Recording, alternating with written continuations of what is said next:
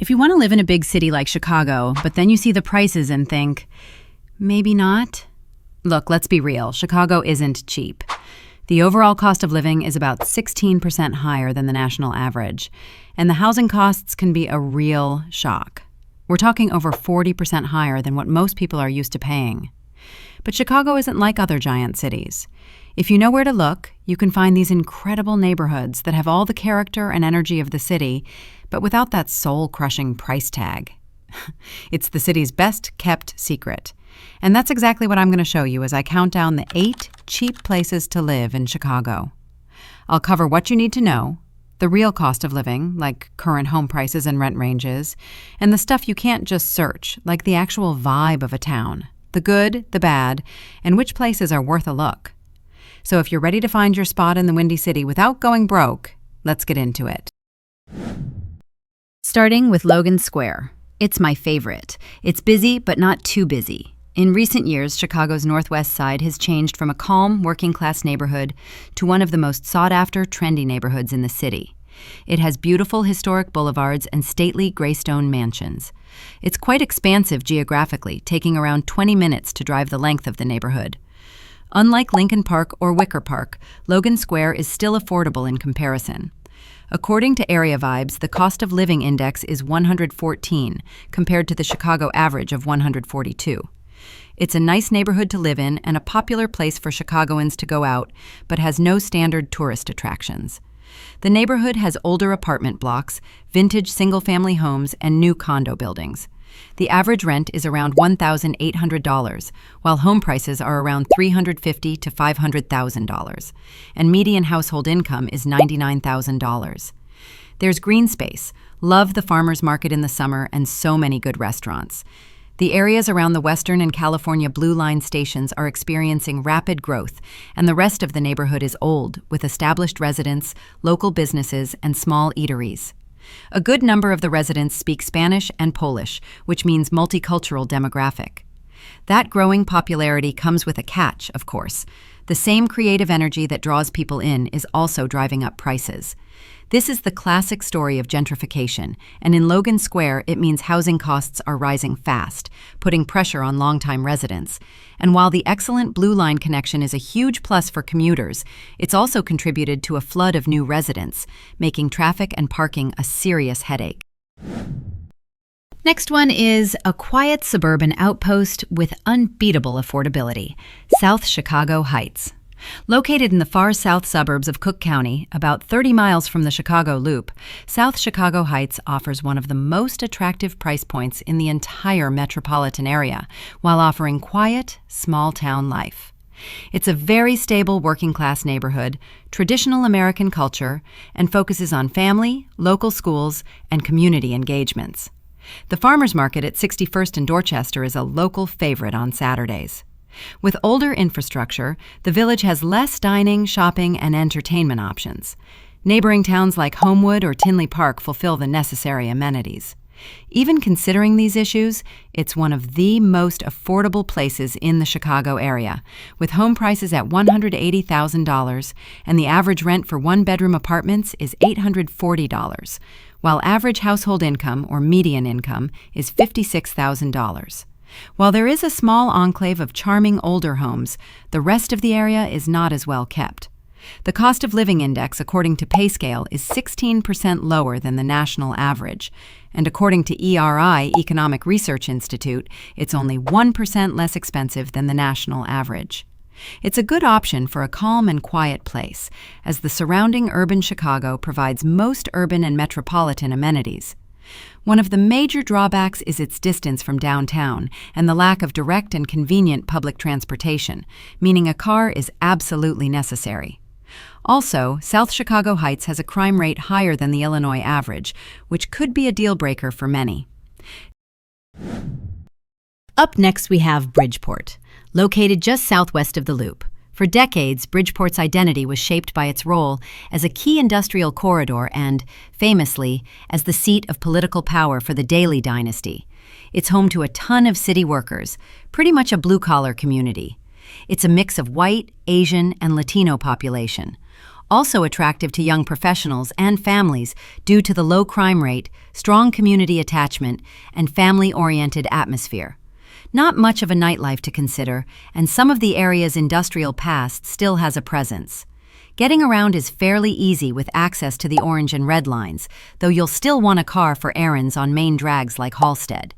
Historically, it's a middle-class neighborhood that sees an increase in housing values as people get priced out of surrounding neighborhoods. Currently, Bridgeport has a median home value of $450,000, and rent is approximately $1,466 for a one-bedroom apartment, $1,675 for a two-bedroom, and $2,200 for a three-bedroom. While Bridgeport is home to several new construction projects, the neighborhood's iconic housing consists of brick bungalows and two flats. According to Area Vibe's cost of living index is 121 out of 100. Employment in healthcare, manufacturing, and retail are the primary contributors to economic activity in the neighborhood. Median household income of $55,000. For recreation, residents have great options like McGuane Park and the incredible Palmisano Park, a former quarry turned into a unique urban oasis. The food scene is a mix of old and new, from classic diner fare at Halsted Street's George's to modern spots like Antique Taco. At number 5, we have a blend of suburban comfort and natural beauty, Oak Forest. Located 24 miles southwest of downtown Chicago, it's a peaceful suburb best known for its incredible access to nature, with the surrounding forest preserves offering a vast network of hiking and biking trails. The community is known for its safety, as a fun place for young professionals, with many growing families. It offers plenty of bars, restaurants, and shops, particularly along Cicero Avenue and 159th Street. It's perfect for families with children. Public schools are excellent. It's a good option for those who work in the city but prefer suburban life, about a 30-minute drive, and also has metro stations for easy train commutes. Oak Forest is good if you want to take the metro into the city. It has mid-century ranches, split-level suburbs, and 80s modern traditional homes as housing stock. Affordability-wise, it is well maintained for a suburb with reputation, and the prices are reasonable as well. The median home price is approximately $287,500, and the average rent is $1,300, and median household income is $88,000. According to Best Places, the cost of living index is 105.7 compared to Chicago's 146. Compared to more urbanized suburbs, Oak Forest has less nightlife and dining options.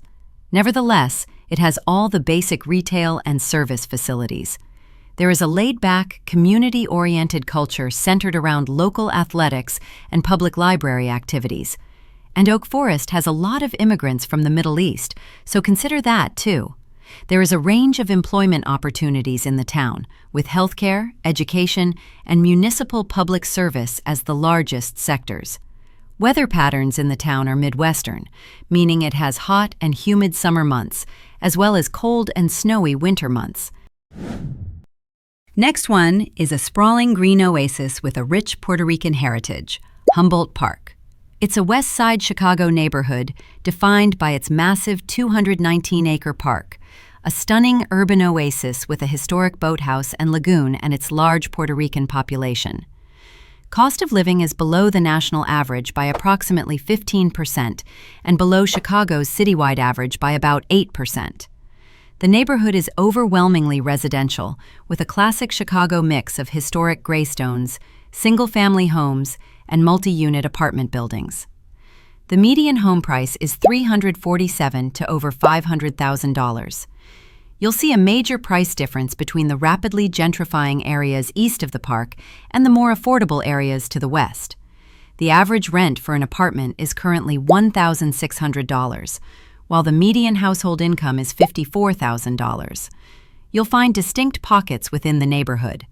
While the southwest corner is more residential, it has a grittier, more blue-collar feel than the trendy neighborhoods on the north side. There's also a sharp contrast between the area east of the park, which is seeing more gentrification and higher prices, and the areas to the west. While the neighborhood is seeing positive changes and investment, particularly near the park itself, Rising property values are putting pressure on longtime residents, a classic sign of gentrification. Safety is also a real concern. Crime rates are higher here than in many North Side neighborhoods, with more persistent issues, particularly in the areas further west of the park. Generally fine, especially if you get to know your neighbors. Next one is Uptown. It's one of Chicago's 77 community areas. Located on the north side, it covers the area from Irving Park Road to Foster Avenue, and from the lake to Clark Street on the west. The quieter and super residential area near Buena Park, close to Boys Town, paired with easy access to downtown buses and trains. Apart from the diversity that Chicago is known for, Uptown is pretty geographically large. Uptown is incredibly diverse and a great place to live, but be wary that some places here are pretty sketchy. Near the Sonic and McDonald's is often pretty sketchy. The Argyle and Broadway area is very nice and good, only a few blocks away. I'd call it overall a mixed bag. When you're getting closer to Ravenswood, it is often a bit nicer, but block by block, Uptown is ever changing. Uptown offers a unique mix of benefits and challenges, defined by its stunning historic architecture, prime lakefront access, and housing stock includes a mix of grand old apartment buildings, graystones, newer developments, with a median home price of $350,000, and average rent is around $1,692 to $1,800. You can get a lot of space for the price point, but the cost of living in Uptown is 18% higher than the national average. In and around Argyle Street is home to many Vietnamese restaurants, shops, and a large concentration of the Southeast Asian community. The Argyle area also has a Vietnamese immigrant community. The local economy and business sector includes and is anchored by the healthcare and entertainment industries, with many small businesses on the rise. Public transit is excellent, with the CTA Red Line and express buses connecting to the Loop in about 20 to 35 minutes. But residents west of the main L tracks rely on longer bus rides to connect to a train or face a significant walk, making a car far more of a necessity. For drivers, while the commute is short without traffic, it can easily stretch to 30 to 45 minutes during rush hour, and parking is difficult due to narrow streets and a lack of alleys. Up next, we have a cultural mosaic of art and authenticity, Lower West Side. Located 3 miles southwest of the Loop and known for its Mexican-American history, this history is present in family-owned taquerias and bakeries. It's perfectly fine, but challenged by the gentrification of its surroundings, which raises housing prices, and the median home price is now around $500,000, while the average rent price is close to $1,950. Small apartment buildings provide a lot of housing stock, 3-deckers and duplexes, plus old Victorian houses that have been converted into apartments. The blend of new condo construction with the old brick walk-up structures says a lot to the changing nature of the community. The median household income is around $70,000, made up of a working-class steady flow. According to Area Vibes, the cost of living index is 114. One interesting figure is the 12.1% vacancy rate in the Lower West Side, more than 80 homes for sale. This is above the national average and indicates weak demand for real estate or a large stock of newly constructed yet unfilled housing. The CTA Pink Line offers easy access public transport, yet some areas of the neighborhood remain with higher crime levels than the north side. Pilsen has an artsy vibe. The neighborhood is scattered throughout, with murals capturing artistic visions of immigration and hardship, but also joy and passion. Many artists from Wicker Park and Logan Square have gravitated to Pilsen, though rents have gotten really pricey recently. Its 18th Street is the main commercial hub for Pilsen, lined with all the popular restaurants and shops. Pilsen has a higher concentration of multi-unit buildings. These units are often vintage, which means bedrooms can be smaller, but they typically offer really great ceiling heights and a lot of character. Top of the list, we have a global village on the lakefront, Rogers Park. Located on the city's far north side, Rogers Park stands out for its incredible diversity and affordability, all with Lake Michigan as its backyard. It's a true melting pot, home to immigrants and refugees from around the world. And you can see that diversity beautifully reflected in the food scene, with authentic eateries dotting streets like Sheridan and Morse. This is a neighborhood of working-class families and students from nearby Loyola University, creating a vibrant, unpretentious atmosphere. The housing stock reflects this, with a mix of vintage single-family homes and older multi-unit apartment buildings. And that brings us to the numbers. With a median home price of around $280,000 and an average rent of about $1,450, Rogers Park offers some of the best value you can find close to the water. The area around Howard and Hermitage does and will economically continue to be in the education, healthcare, and small business sectors. The median household income of $58,000. Overall, Rogers Park is within easy reach of the CTA Red Line and has public transport networks to Chicago's downtown. But the more vintage neighborhood is still in need of some public infrastructure improvements. Rogers Park does have higher crime rates than more affluent lakefront neighborhoods further south. Areas around the Howard Red Line station in particular have historically faced challenges with crime and can feel gritty.